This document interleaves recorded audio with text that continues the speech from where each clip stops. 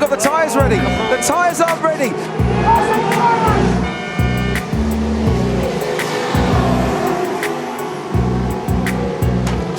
Ricciardo is sat there waiting. Did he make the call? Did the team make the call? Whoever made the call, the tyres weren't ready. Super soft tyres going on.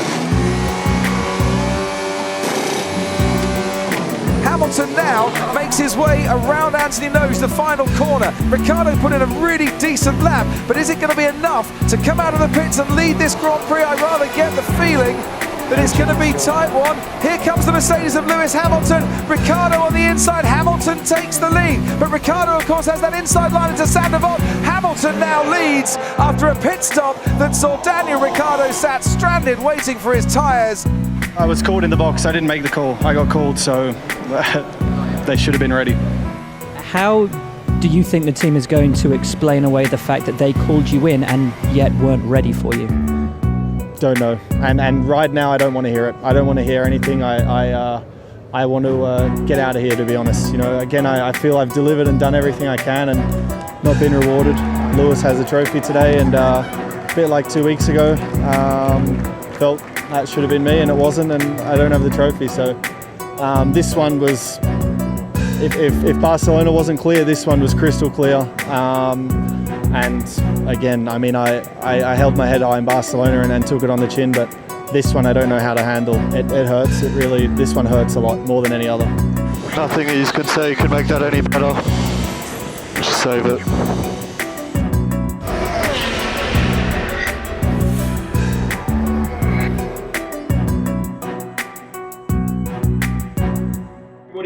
Today we are back on the pit stop again. Every Wednesday we want to invite you to the pit stop, and this is where we get our oil checked, tires changed and all that stuff. But now today we have a special episode because we'll be looking at people that we need in our pit stop, because if you don't have the right people in the pit stop, you are not gonna make it. All right, the Catwoman. And so we will be talking about some of those, so you have to wait until the video is over so that you get to see the kind of people you need to avoid, but also the kind of people you need to be around with, and people that you need to be responsible to or accountable to. Ladies and gentlemen, it's gonna be fun because we have a life coach on set. Ladies and gentlemen, Pastor Zeph is with us, and he is a life coach, a husband to one, and a father of two. He will be coming after this to tell us more about what we need to do about accountability. But before then, let me remind you that to support the move and this movement, you can go to paybill number 805-100 and right there put in the amount that you'd like to support us with. Account name, The Move. Now utabarikiwa, man. Remember, we also have merchandise on sale. We have bagels and t-shirts, and we also have masks that we are selling. Please remember to also hook us up, and we can also get you hooked up with the right merchandise for you this season. We also want to hope that you keep it safe. Remember, when Corona is done, we will go back to our rooftop na maisha iendelea, but right now we don't want to stop. So let's go back to the study of the day with Pastor Zeph. So put your hands together and welcome Pastor Zeph Ananda.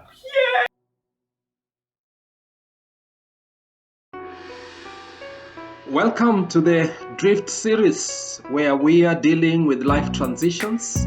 How do you experience transformation in life transitions?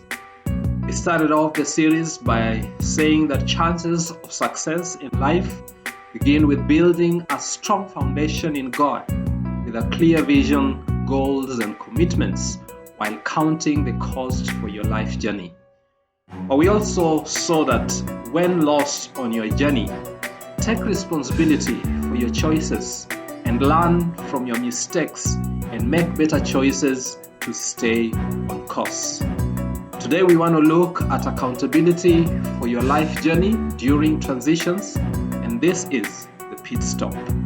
Welcome, my name is Zeph Ananda and I am a life coach. A pit stop is a place of servicing and refueling, especially during a race. Those of you who watch Formula One know this very well. It's also a place of rest, especially during a journey. And when you are traveling, you find certain service stations, they have a pit stop. What is your past experience as far as accountability is concerned? I have had very great relationships that have added value to me, and people who have been mentors, coaches, or peers that have supported me in keeping myself accountable. Accountability is a relational gift that God provides in order for us to experience change. There is a story in the Bible in 1 Samuel chapter 2, verse 12 going on to chapter 4. It's about Eli and his sons, Hophni and Phinehas. And the Bible refers to these sons as scoundrels. They were beyond repair, in other words. They were just wicked. They would take the sacrifices that were offered and use them inappropriately. They would sleep with prostitutes in the temple. And it was so bad until the Philistines, who were enemies, came and captured the Ark of the Covenant, which was a significant symbol of the presence of God in the temple. And when the Philistines captured it, these two sons actually passed away. God, in a sense, killed them. And when Eli heard about this, he also died. And the wife of one of the sons, Phinehas, also heard about it, and she was in labor. She gave birth to a son, and she named him Ichabod, meaning the glory of God had departed. And she also died tragically. Why? Because there was no accountability, and Eli was confronted by God, asking him why he has allowed his sons to continue to defile the temple of God. This is how tragic it can be when we are not in accountability. What is accountability? Accountability is taking responsibility for my choices and willing to give an account for my life to God, while taking the initiative on doing it with those around me. There are two main levels of accountability. The lowest and the best is self-accountability. At this level, I take responsibility to bring up the things that I have committed to do in achieving a goal in order to stay in integrity. It is the best form of accountability. And as I said, I will be sharing from my own life experience. This is something that has worked for me. Accountability works well when you have told someone. You will only hold yourself accountable for goals that others know about. And so tell someone what you are up to. The second level is support accountability. And this is where a coach, a mentor, or a peer reminds you of what you have committed yourself to do in achieving a life goal, and so that you can stay in integrity. I've talked about integrity. What is it about? And how is it related to accountability? Integrity is when my actions and words are consistent. I walk my talk, hence being whole and undivided. Accountability helps me maintain integrity. How do you have constructive accountability? Constructive accountability is first of all based on agreements and commitments. There has to be something that you refer to in order for you to stay in integrity to those particular commitments. And it is made in order to achieve a particular goal. So you must have a goal, but you also have to have a form of agreements or commitments that you're committing yourself to. What are the benefits? Accountability is like a mirror. It helps me see myself. It empowers and energizes to achieve life goals. Accountability provides safety where you can be vulnerable. Accountability also helps to realize your own blind spots, and it has done that for me. Accountability helps you find perspective, and so that you can see things in a different way, because the person who keeps you or helps you to be accountable will help you see things in a different way. Accountability brings motivation to do the right thing, but it also helps in accomplishing God's purpose in faithfulness. Accountability is God's gift to be your best version and best outcome of your destiny. In Hebrews chapter 4 verse 13, it says that nothing in all creation is hidden from God's sight. Everything is uncovered and laid bare before the eyes of Him to whom we must give account. That means that God knows everything that you do in your life, and therefore the first place to be accountable is to God Himself. And God is a holy God because God has standards and He wants us to achieve those standards. He wants us to be holy. Therefore, accountability helps in maintaining God's standards while providing grace as well, because He knows that we're human beings and He loves us unconditionally and accepts us just as we are. But He does want us to achieve high standards. 1 Peter chapter 1 verse 16 says, "But just as He who called you is holy, so be holy in all you do. For it is written, be holy because I am holy." So that's a very high standard that God is calling us to. But He is also gracious. When He is holding us accountable, He knows that we may fall. And James chapter 2 verse 13 says that mercy triumphs over judgment. So God has mercy, but He also has love.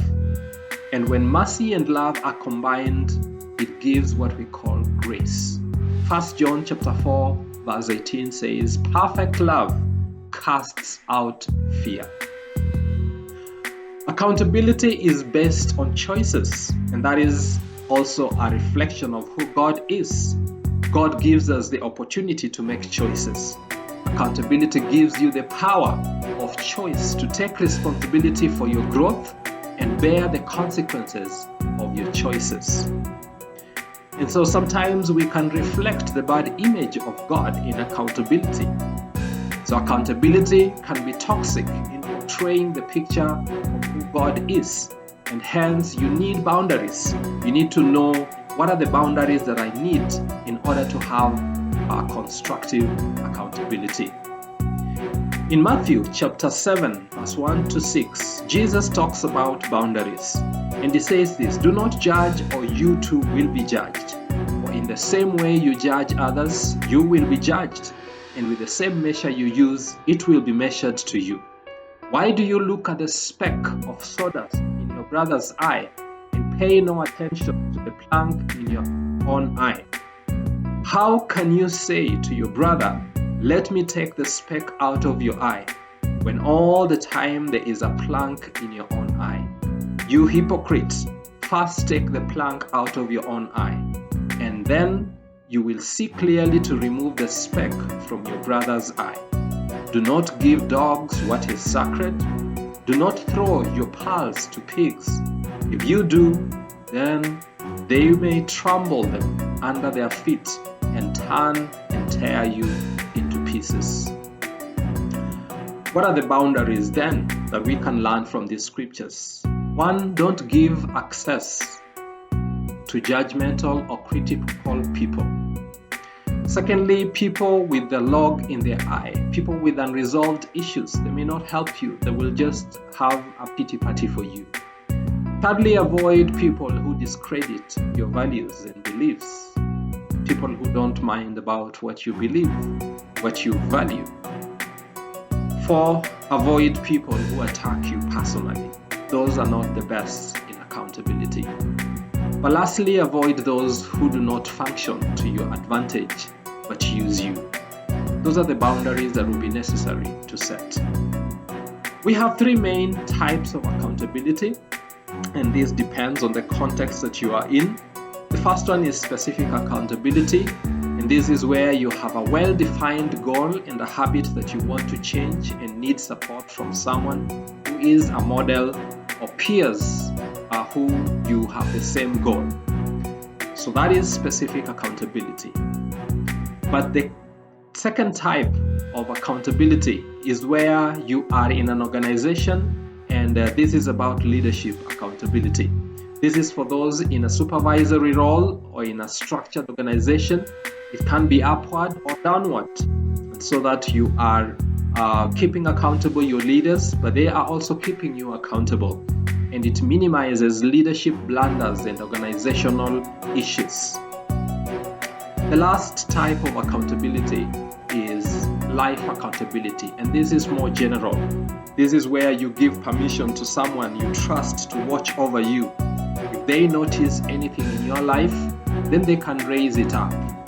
So scripture says in Proverbs chapter 27 verse 17, as iron sharpens iron, so a man or woman sharpens the countenance of his or her friends. You need that kind of a person for accountability.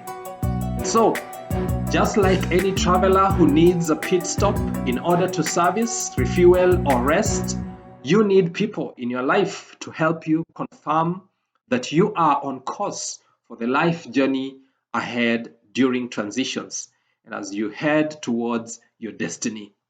And so the journey continues. See you next time.